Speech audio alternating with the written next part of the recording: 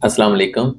Cornerstone publications एक ऐसा शानदार अदारा है जो ऐसी कुतब और चीज़ें पब्लिश करता है जो अपडेटेड होती हैं, नए ट्रेंड्स के मुताबिक होती हैं, और उसमें वो सब कुछ शामिल होता है जिसकी कि स्कूल को ज़रूरत होती है।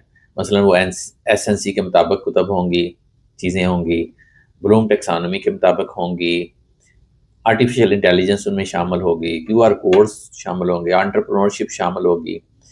इसके लीडर अली फरहान हैं, जो यंग हैं, एनर्जेटिक हैं और विजनरी हैं।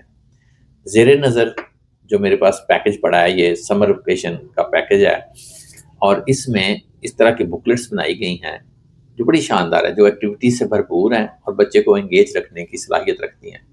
तो मुझे उम्मीद है कि आपको भी ये पसंद आएगा। Thank you.